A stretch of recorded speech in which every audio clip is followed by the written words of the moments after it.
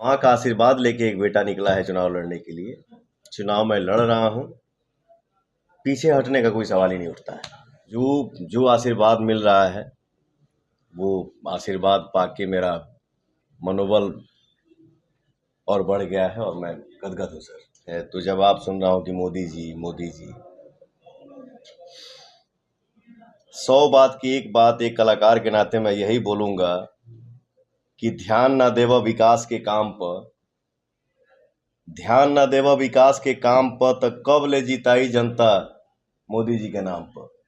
हम लोकल बनी तो ये हमारा फर्ज बनता है कि हम अपने जनता का दुख देखें, उसके सुख में शामिल हों, उसके दुख में शामिल हों। पवन पवन तो पवन है, ये है, बट ये भी एक बात है, कलाकार की कोई जाति नहीं होती है। खेसारी लाल यादव मेरा छोटा भाई है और मैं अपने भाई को बुलाऊंगा और मेरा भाई आएगा। चलिए चुनाव लड़ते ही ना हो भैया। और नामांकन हमारा 9 तारीख के बाद, 9 तारीख को मेरा नामांकन है। और रही बात हस्ती की, तो जो जनता है वही किसी को, जनते हमार केहू के बनावे ले, जनते हमार केहू के हस्ती बनावे ले, तो जनता से बड़ी हस्ती कोई नहीं हो सकती।